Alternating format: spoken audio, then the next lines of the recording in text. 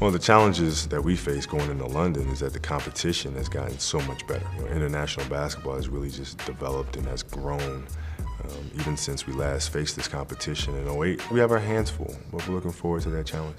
I prepare mentally and physically by going out there and playing. At the end of the day, it's just basketball. Coach K talked about yesterday was, our egos. He doesn't want us to check our egos at the door because that's what makes us, who we are. He just wants us to come together and find a way to adapt to each other and to play together and still keep that edge, that competitiveness that drives us.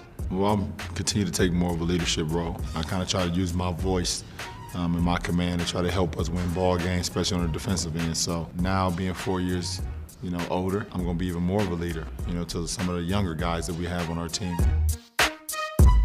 Coaching our national team in the games is the highest honor that you could get as a head coach. In Beijing, to see our flag raised above all the others is absolutely amazing. Well, I think it's the ultimate, for me to be able to represent my country, and wear USA on my chest and, represent that flag. And, I'm happy that I'm able to be in a position where I can help us be proud. It means so much to have the opportunity to be able to play for my country and to be able to play the game I love. It's something that, I think every athlete dreams of. You never think like I'm going to be there one day. You just have those hopes and those dreams like, wow, this is, you just feel proud just being able to have that USA across my chest and represent so many people back home. It'll be a special moment. To have an opportunity to represent everybody in the United States, it's something I've been dreaming about ever since I was a kid. It goes back from watching the Dream Team, to have this opportunity to go out there and try to do the same thing is a blessing.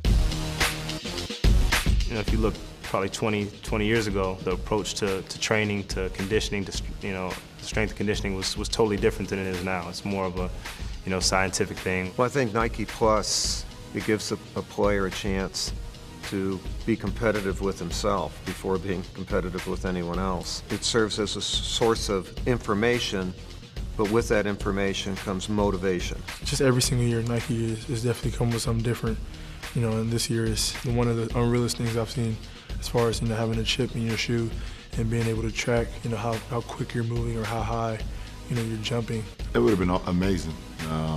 As a kid, if I would have had this technology and this ability that these shoes and this technology is creating. The fact that you can track what you do on a day-to-day basis and kind of judge to see are you better than your friend that day, or to judge to see your vertical from 1 week to the next week, and then put it against your best friend or put it against your friends.